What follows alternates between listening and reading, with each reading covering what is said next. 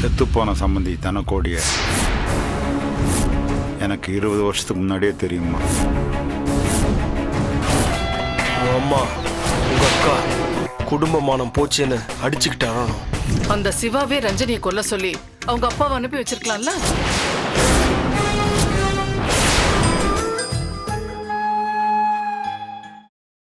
இப்ப செத்து போன ஆளு சிவாவோட அப்பா தான்னு தெரிஞ்சு போச்சு. அந்த ஆள் நம்ம ரஞ்சனை எதுக்கு கொல்ல பார்க்கணும்? நாங்களும் ஆரம்பத்துல இருந்து அதான் பேசிட்டு இருக்கோம். நீ என்னமோ புத்திசாலித்தனமா சொல்ற மாதிரி சொல்லிட்டு இருக்க. நான் புத்திசாலியா முட்டாளாங்கிறது எல்லாத்தையும் விடுங்க.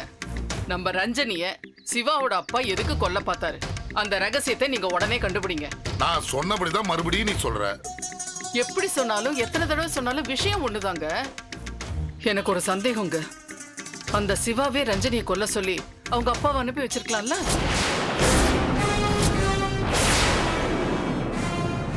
மா ஏமா இப்படி உளற? சிவா எதுக்கு அவங்க அப்பா கிட்ட சொல்லி என்ன கொல்ல பார்க்கணும்? காரணம் இருக்கு, இல்லாம நான் சொல்ல மாட்டேன். ரஞ்சனி நல்லவ மாதிரி நடிச்சு சிவா அமுதாவோட கல்யாணத்தை நிறுத்த போற விஷயம் சிவாவுக்கு தெரிஞ்சு போய் அதனால அவன் கோவப்பட்டு நம்ம ரஞ்சனியை பழி வாங்கணுங்கிற ஆத்திரத்துல அவங்க அப்பா கிட்ட சொல்லி அவரும் இவளை கொலை பண்ண பாத்திருக்கலாம்ல. நான் நல்லவ மாதிரி நடிக்கிற விஷயம் சிவாக்கு எப்படிமா தெரியும்? அமுதாவோட அம்மா தங்கத்துக்கு அன்னைக்கு ஒரு தடவை போன் பண்ணி உங்க பொண்ணு கல்யாணத்தை கூட இருக்கிறவங்களே தடுத்து நிறுத்த பாக்குறாங்க, நீங்க ஜாக்கிரதையா இருங்கன்னு போட்டு கொடுத்தியே. அந்த மாதிரி சிவா அம்மாவுக்கும் சிவாவுக்கும் போன் பண்ணி என்னை பத்தி ஏதாவது போட்டு கொடுத்தியா? நான் யாருக்கும் போன் பண்ணல. உன்னை பத்தி நான் அப்படிலாம் சொல்லுவேனா? வேற யாரும் சொல்ல மாட்டாங்க, நீ மட்டும்தான் சொல்லுவ. இங்க பாரு, நீ நினைக்கிற மாதிரிலாம் இல்ல. என் பொண்ணுக்கு ஆபத்துன்னு நான் எவ்வளவு பதறி போயிருக்கேன், என்னமோ எதுன்னு தவிச்சு போயிருக்கேன். பொண்ணு உயிருக்கு ஆபத்துன்னு பெத்த தாய் மனசு என்ன பாடுபட்டிருக்குன்னு உனக்கெல்லாம் புரியாதடி.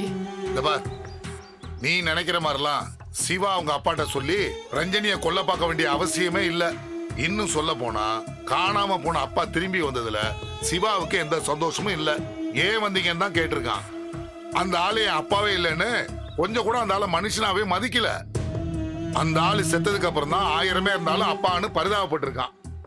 நாங்க சாவுக்கு போயிட்டு சும்மா சோடா குடிச்சிட்டு வரல, எல்லாம் விலாவரியா விசாரிச்சுட்டு தான் வந்திருக்கோம். அப்பா கிட்ட முகம் கொடுத்து பேசாத சிவா, அப்பா கிட்ட சொல்லி ரஞ்சனிய கொல்ல பார்த்திருப்பான்னு சொல்றிய. உனக்கு எதுக்கு இந்த யோசனை? இந்த மாதிரி கிரிமினலா யோசிக்கிறதெல்லாம் எனக்கும் என் பொண்ணுக்கும் கை வந்த கலை. உனக்கெல்லாம் இது சுட்டு போட்டாலும் வராது.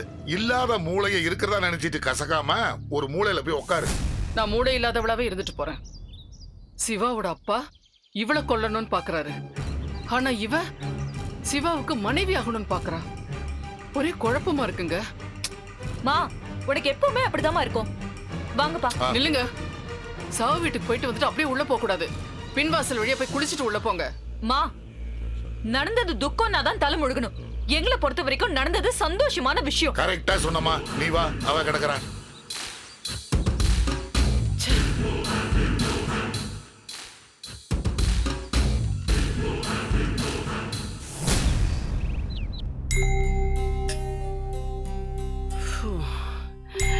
கலகலப்பா இருக்க வேண்டிய கல்யாண வீடு இப்படி ஆயிடுச்சே. யாருக்கு நல்லவனோ யாருக்கு கெட்டவனோ அவங்க குடும்பத்துக்கு அவங்க நல்ல மனுஷங்க தான். அந்த அம்மா புருஷன் உடம்பு மேலே விழுந்து புரண்டு அழுக இருக்க கண் கொண்டு பார்க்க முடியல. ஐயோ, பொண்ணுங்க மட்டும் என்னவா, அப்பா அப்பான்னு எப்படி கதறி அழுதுச்சுங்க. பாவங்க, அந்த அப்பா மேல உயிரையே விடுற அளவுக்கு பாசமா இருக்கிற குழந்தைங்களோடையும் பொண்டாட்டி கூடையும் இன்னும் கொஞ்ச நாள் இருக்கிறதுக்கு அந்த மனுஷனுக்கு கொடுத்து வைக்கலையேங்க. ஆமாம் தாங்க, அதுக்கு என்ன பண்றது? அந்த மனுஷனுக்கு ஆயுள் அவ்வளவுதான். விதி முடிஞ்சு போச்சு, போய் சேர்ந்துட்டாரு. அன்னைக்கு எழுதினவன் அழிச்சு எழுதுறது இல்லைன்னு சொல்லுவாங்க. அந்த மனுஷன் தலையில இப்படி அல்பாயுஸ்ல போகணும்னு எழுதியிருக்கு. மிஞ்சி போனா அவருக்கு ஒரு 50-54 வயசு இருக்குமாங்க. அவ்வளோதாமா இருக்கும். பாவம், ஆள் உடஞ்சி போயிட்டாரா, அதனால தான் பார்க்கறதுக்கு வயசான ஒரு மாதிரி தெரிஞ்சாரு. அப்பா செத்து போனா கல்வி போச்சு, அம்மா செத்து போனா அறுசுவை போச்சு, சம்சாரம் செத்து போனா சகலமும் போச்சுன்னு சொல்லுவாங்க. ஆனா இந்த மனுஷனுக்கு சம்சாரம் போகல, சம்சாரத்தை விட்டுட்டு இந்த மனுஷன் போய் சேர்ந்துட்டாரு. 1 வருஷமா 2 வருஷமா 25 வருஷம். ஐயோ, மனசு இத்து போயிருச்சுங்க. கவலை ஆளை கொல்லுன்னு சும்மாவா சொன்னாங்க? ஷோ, கெட்டதுலயும் ஒரு நல்லதுங்கிற மாதிரி அவரோட சாவுல நமக்கு ஒரு நல்லது. அவரோட சேர்ந்து அந்த பயங்கரமும் அந்த பயங்கரமான ரகசியமும் செத்து போயிடுச்சு. நல்லா சொன்ன தங்கம். செத்து போன அந்த பயங்கர ரகசியம் என்னம்மா?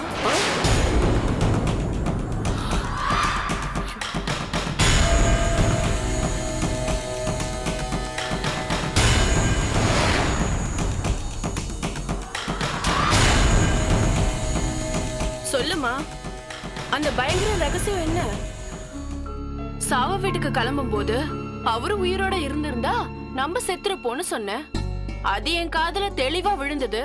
என்னமா சொன்னேன்னு கேட்டதுக்கு என்னென்னமோ அப்படி இப்படின்னு சொல்லி மழுப்பி என்ன விரட்டிட்ட. ஆனா இப்ப நீ சொன்னத நான் நல்லா கேட்டுட்டேன். இனி என்கிட்ட மறைக்க பார்க்காத. அந்த பயங்கர ரகசியம் என்ன? சொல்லுமா, அந்த ரகசியம் என்ன?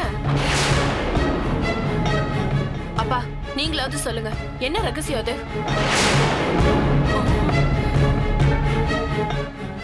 சொல்லுங்கம்மா.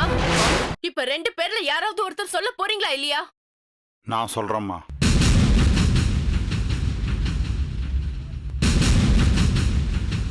செத்துப்போன சம்பந்தி தனக்கோடிய எனக்கு 20 வருஷத்துக்கு முன்னாடியே தெரியுமா.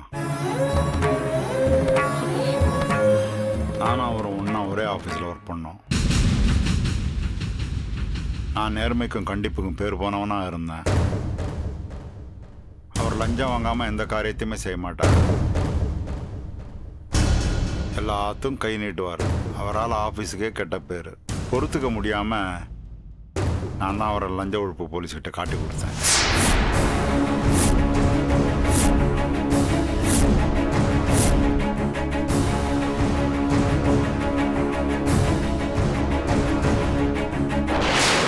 போலீஸ்கிட்ட தப்பிச்சு போன தனக்கோடி இவ்வளோ காலமாக தலைமறைவாக வாழ்ந்துக்கிட்டு இருந்தார். இப்போ தான் வந்தவர் இறந்துட்டாரு. அவர் உயிரோடு இருந்திருந்தா என்ன அடையாளம் கண்டுபிடிச்சிருப்பாரு. நான் அவருக்கு சம்மந்தியாக போகிறேங்கிறத அவருக்கு தெரிஞ்சிருந்தா என்ன ஆகும்? அத மனசுல வச்சுக்கிட்டு தான் அந்த மனுஷன் உயிரோடு இருந்திருந்தா நாம செத்துருப்போம். அவரோட சேர்ந்து அந்த பயங்கரமான ரகசியமும் செத்துருச்சுன்னு சொன்னேன். மத்தபடி அவர் செத்ததுல எங்களுக்கு வருத்தம் தான், வேதனை தான். பாவம் சம்பந்தியம்மா, ஆம்பளை துணை இல்லாம அந்த குழந்தைங்களை வளர்த்து ஆளாக்க ஒரு பொம்பளையா எவ்வளவு கஷ்டப்பட்டிருப்பாங்கன்னு என்னால நினைச்சு கூட பார்க்க முடியலம்மா. நீ ஏமா இப்ப அழற? அப்பா மேல ஒரு தப்பும் இல்ல. தப்பு பண்ண மனுஷனுக்கு தைரியமா தண்டனை வாங்கி கொடுக்க பாத்துருக்காரு. தப்பு பண்ணவரு தலைமறைவாயிட்டாரு. அவரு பண்ண தப்புக்கு அவருக்கு கிடைச்ச தண்டனைமா அது. அவரு செத்ததும் நல்லதுக்கு தானப்பா. அவரு மட்டும் உயிரோட இருந்திருந்தா அப்பாவை பார்த்ததும் இவர்தான் என்ன போலீஸ்ல மாட்டி விட்டாரு, நான் தலைமறைவா இருக்கிறதுக்கு காரணம் இவர்தான், நான் என் குடும்பத்தை பிரிய காரணமே இவர்தான், இவரோட மக என் குடும்பத்துக்கு மருமகளா வரணுமான்னு பிரச்சனை பண்ணிருப்பாருமா. அதாம்மா, அதேதாம்மா நானும் உங்க அப்பாவும் நினைச்சு வேதனைப்பட்டுக்கிட்டு இருந்தோம். அம்மாடி, எங்க 2 பேருக்கு மட்டும் தெரிஞ்ச ரகசியம் இப்ப 3ஆவதா உனக்கு தெரிஞ்சிருக்கு. தயவு செஞ்சு இத பத்தி அமுதா கிட்ட மூச்சு விட்டுறாதம்மா, ப்ளீஸ்மா. என்னம்மா நீ? எனக்கு தெரியாதா? அக்காவுக்கு தெரிஞ்சா அவ்வளவுதான், இந்த கல்யாணமே நடக்காது. கவலைப்படாதம்மா, யார்கிட்டயும் இத பத்தி சொல்ல மாட்டேன். சொல்ல மாட்டாங்க.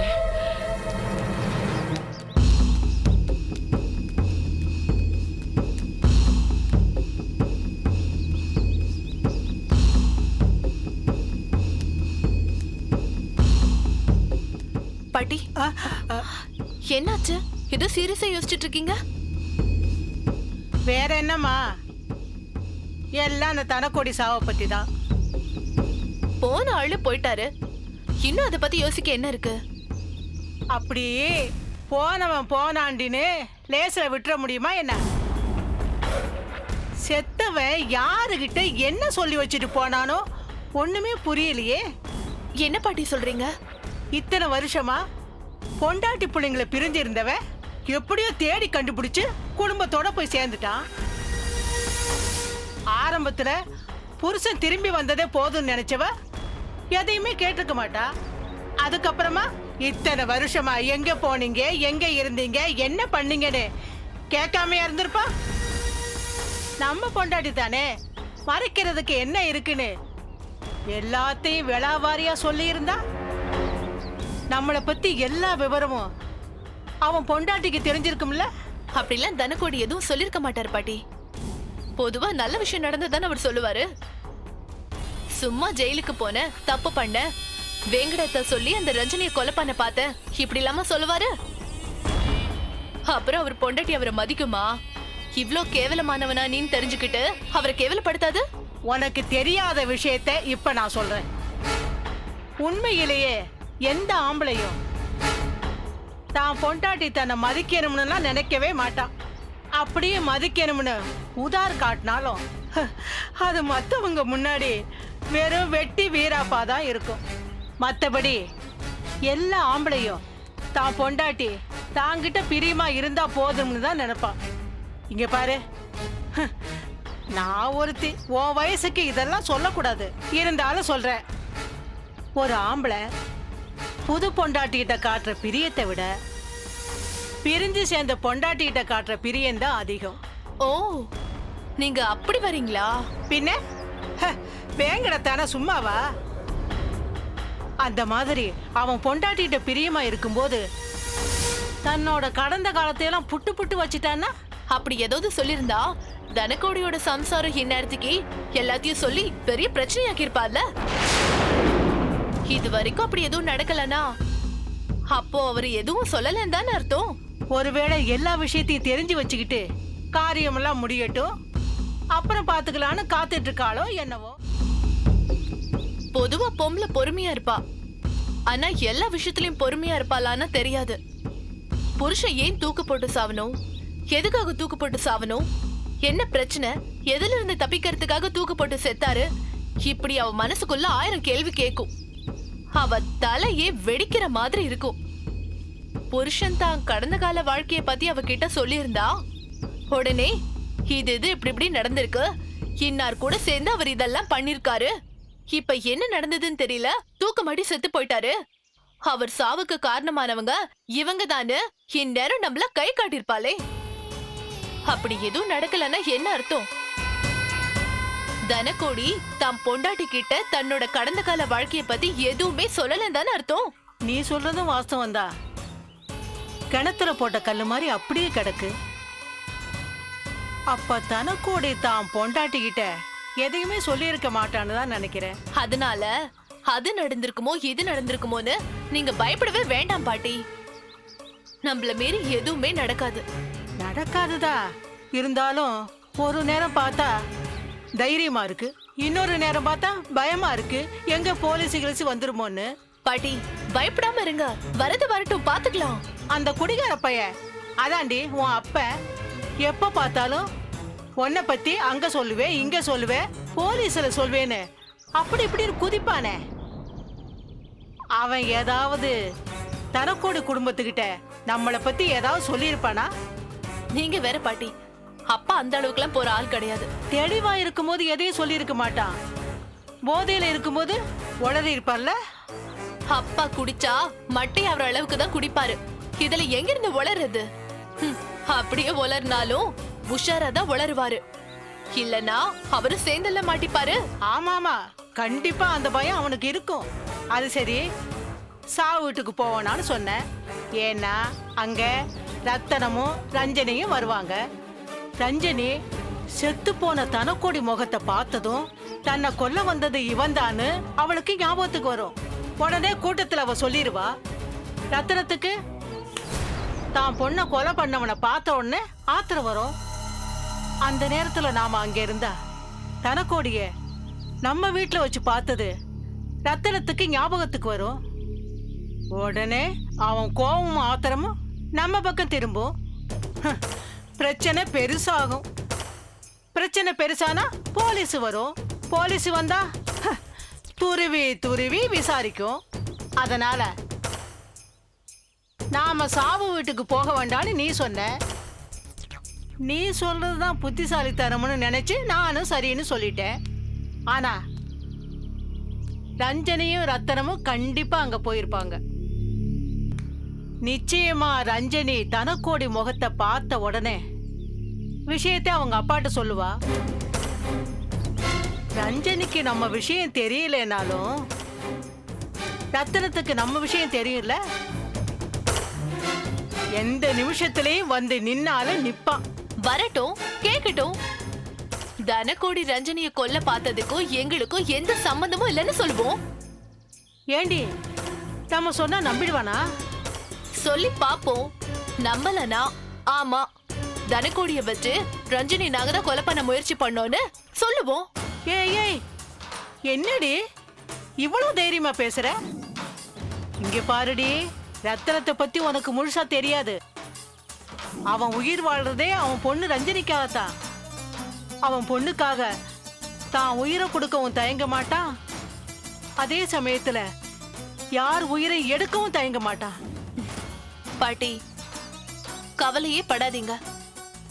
ரஞ்சினி மேல ரத்தனம் வச்சிருக்கிற பாசத்தை வச்சே அந்த ரத்தனத்தை நான் ஆஃப் பண்றேனா இல்லையான்னு பாருங்க. எப்படி நடக்கதானே போது, நீங்க பொறுத்திருந்து பாருங்க. என்ன இவ என்னென்னவோ சொல்லிட்டு போறா. எப்படி எதுன்னு ஒண்ணுமே புரியலையே. பயமா வேற இருக்கு.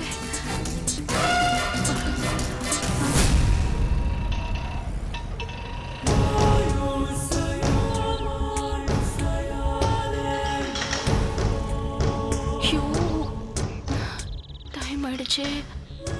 லேட்டா போனா சார் திட்டுவாரு.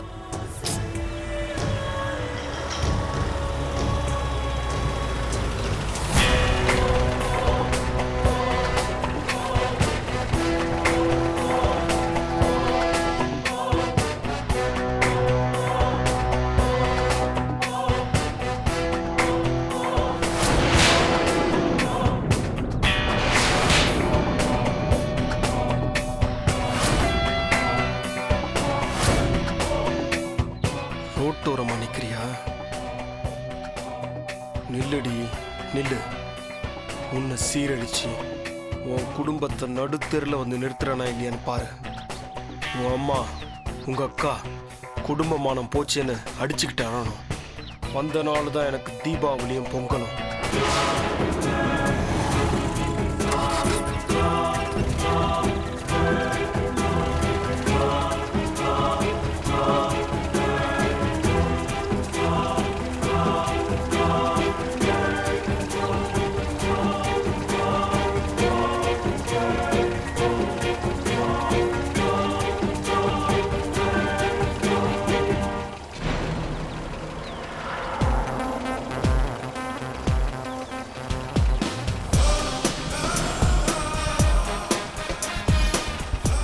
இன்னைக்கு தெருவில் நிற்கிற உன்னை நடு தெருவில் குடும்பத்தோட நிரந்தரமாக நிற்க வைக்கிறேன்.